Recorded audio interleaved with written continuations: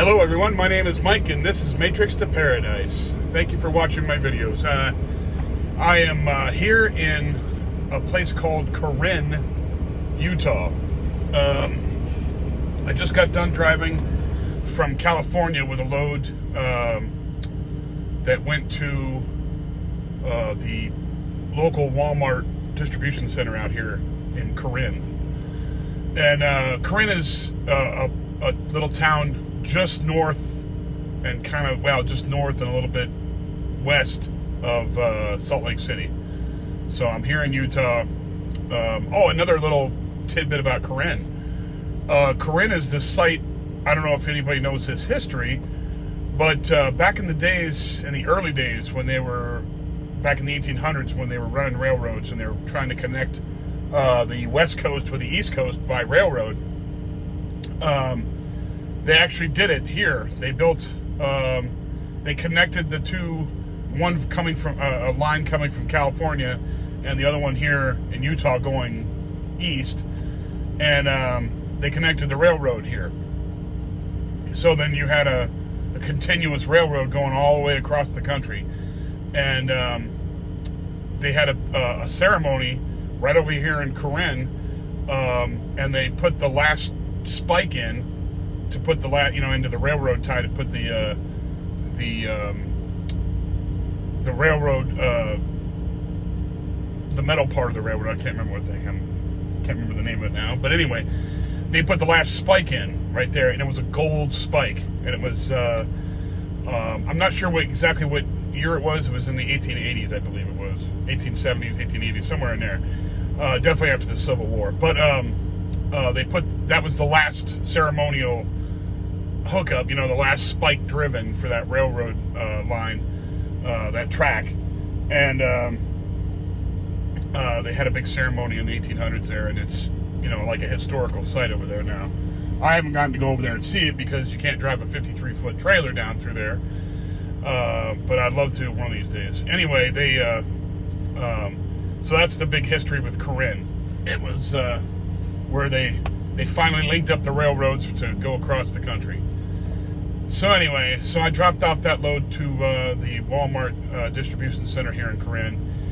And now I'm doing my 34-hour reset. I'm 5 hours into it. I've got another 29 hours to go. So when I got here, I went inside. I'm here at the Loves. I mean, there's not much to see here, but this is the Loves here. There's a dude standing out there on the curb, and there's the Loves store, and there's where you get the fuel for the trucks, and there's the garage over there, and I'm right here next to this noisy refrigerated freaking truck here. He'll probably leave soon. He's been here all day. Those refrigerated guys usually run at night for some reason. I don't know what it is with that, but a lot of them run at night, and they have these crazy. I was thinking about getting into reefers, but it doesn't pay as much. It doesn't pay as much as you'd want to do the extra crap that you have to do with it. So I was just like, nah, no need to. And plus, it's loud as hell. This thing is loud. I mean, I can hear it from here. This unit over here, it's just loud as hell. And I don't know how he sleeps in the cab. Cab is right there, right next to it. So that's got to be loud every night. Anyway, so I'm 5 hours into my 34-hour reset.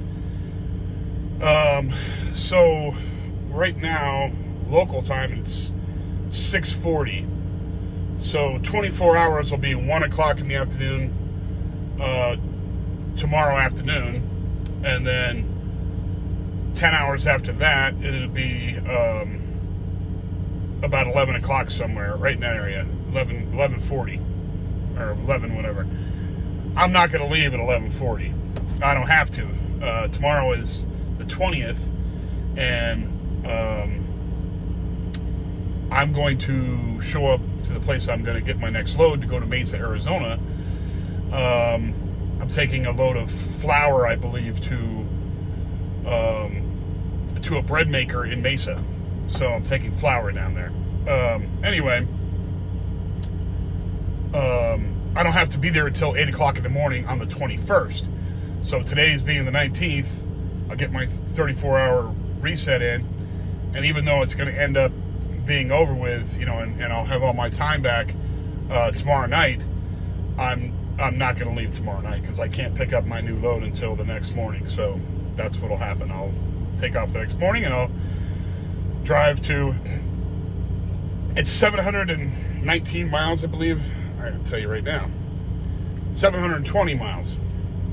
So at 720 miles, I can't get that done in a day. So what's going to happen is I'm going to drive all the way down to down Interstate 15, all the way down through Las Vegas. Then I'm going to get down the 93, which is a minor road that goes across right across by the dam, Hoover Dam. We call it Boulder Dam anyway. I lived in Nevada for many years, and we always call it Boulder Dam because that's where it's at. It's in Boulder City, Boulder Canyon. It's right there. Anyway, so I'm going to go across there, go down through I'll stop in Kingman, Arizona. That's where I'll stop. And then the next morning I'll wake up and then I got a live unload.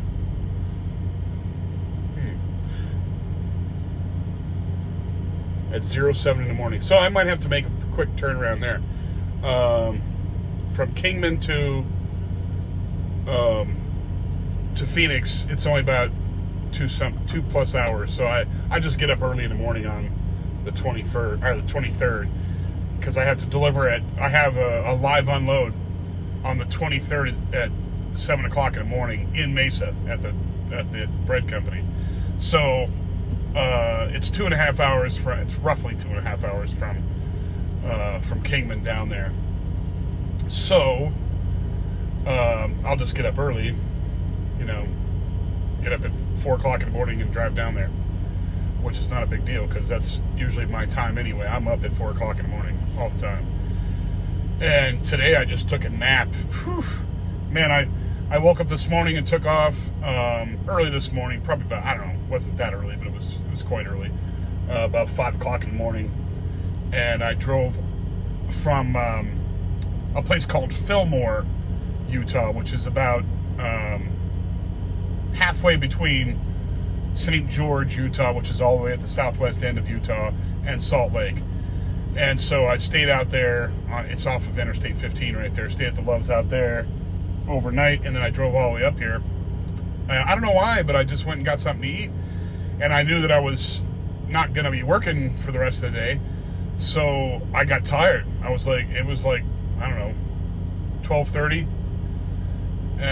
noon 30. And I was sitting here watching videos on my phone and started going to sleep. I'm like, oop, it's time to go in the back and go to sleep. And I took a huge nap. And so I'll probably be up for a few hours now. Right now it's 6:40 and I just got done sleeping for like 4.5 hours. So I'll probably be up for a little bit, but that's all right though, because I've got all day tomorrow to hang out here, and then I'll be up bright and early next morning and getting ready to rock and roll out of here. I'm just interested. I'm kind of curious where they're gonna send me after this. You know, after I get to Mesa, Arizona. I'm not sure. We'll soon find out. So anyway, that's what's going on in my life. This is my journey through the Matrix, saving as much money in this inflation crap economy that we have right now. It seems like every time I don't care what I buy in Love's or any other, it doesn't matter. They're all the same as far as pricing is concerned. But doesn't matter what I buy in Love's at all. It's like $15 no matter what.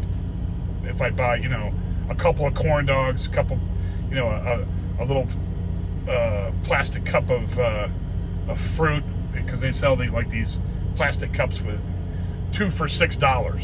I mean, $6 for like about 2 cups of watermelon or melon or like cantaloupe. It just, I mean, the prices are ridiculous. It's stupid. And then, they're making so much money on us, but I can't go anywhere. This is like, it just, you're kind of stuck between a rock and a hard place with this. So, you know, and I've got a little refrigerator back there, and I tried that, and it just doesn't work. I mean, you run out of food when you could pack that refrigerator, you know, but it's small. It's tiny refrigerator, and I'm out for 2 months at a time. So, you know, a month and a half usually at a time. So, I mean, fitting 6 weeks of food in there, it just doesn't work. It just doesn't work. So, I mean, some guys do it. They're really dedicated. But, I mean, I'm running. I'm trying to get as many miles, get out of here, get going. And I've cut down on how much I eat, definitely. So that's cutting down on how much I spend, too, which is really good. But it still bites. It still bites hard. So that's what I'm fighting through right now. And, you know, and I'm not feeling sorry for myself. Whatever. It is what it is. You do what you got to do. You know, when you got a goal, you kick ass and take names in whatever situation you're in, and you get it done. There's no excuse. It's like Yoda. There is no try. It's do or do not. You know, that's it. You just get it done. And that's my mindset on myself. There's no pity. There's no BS. You just get your shit done and do what you're supposed to do. And I'm getting it done. It'll take a little bit longer, but that's what I'm doing. So, another day in the Matrix.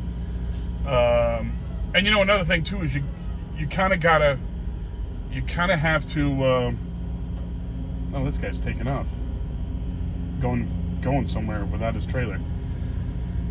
Wow, that's hitting me with the sun. Anyway, you almost have to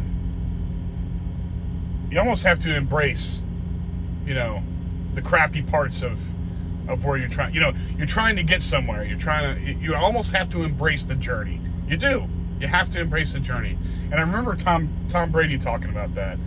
And I remember when I was in high school, I played football. I wasn't the quarterback, but I played football.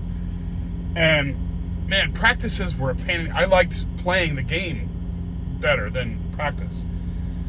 And I thought, man, how could anybody like practice? You know, that's Tom Brady did. And the reason why was because he was doing it for a purpose. He was improving his game. He was improving everything about himself, and that's what I'm trying to do. I'm not trying to compare myself to Tom Brady. Not at all. Tom Brady, he has his game, his way of getting shit done, way more down and more disciplined than I ever have. And I can only hope to try and, you know, be as dedicated and as successful as him. I would never be as successful, obviously, but I'm just going to try my best, you know. And if I give the dedication, I give the effort, then, you know, good stuff's going to happen. And I'm just going to try and put in the effort, you know, do what I have to do. And you have to embrace the crappiness, you know, the stuff that's not fun. You know, it's not fun to wake up at 4 o'clock in the morning and get to some, you know, distribution center or some factory and, you know, try and maneuver in their parking lot, dodging trash cans and, you know, vehicles and every other damn thing. You're trying to dodge all that stuff, and you finally get into the door, and it takes them 4 hours to load it. You just got to embrace it. You just got to say, you know what, this is my fate. You know, this is what has to be done to get to my goal. And even when you get to your goal, okay, say there's no big pot of gold at the end of the rainbow. Yeah, sure, I'll be overseas. Okay, so when I get overseas, that's going to be a really fun time for me. It's going to be really fun. But it's going to be work too, because I'm going to have to keep taking videos. And it's not like I consider it work. It's going to be a lot more fun work. Like, this is fun for me. This is more fun than some of the other stuff I do in trucking, which, honest to God, trucking is probably the best job I've ever had as far as enjoyment is concerned. I really enjoy this job. I really do. So, maybe this will help a little bit. That helps a little bit. But anyway, I'm just embracing what it is. And it is what I have to do. I have to work, save the money, and do my due diligence and put in my work and be happy about it. Be happy that I have a job. It could be a hell of a lot worse. That's one thing people don't think about. It's like, oh, okay, I got a crappy job. And, some people say this. I'm not saying I have a crappy job. I don't have a crappy job. But some people have a crappy job. Man, there's people with have it worse off than you do. Maybe this will work here. Hold on.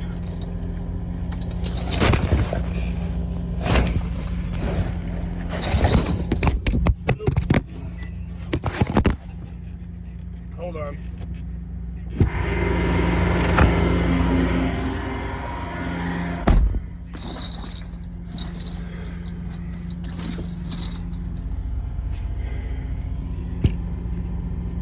Sorry about that. Knocked the phone off. So anyway, some people don't even have a job. And so I'm thinking to myself, hey, at least I have a job. At least I have a place to sleep, I'm not sleeping in my car, or I'm not, paying $800 to rent a room from somebody in a house, It could be a hell of a lot worse. So, I look at it that way. You got to look at your blessings. Don't look at your, what you could have or what you don't have. Look at what you do have and be grateful for it and work hard to get whatever you want after that. That's the key to everything right there.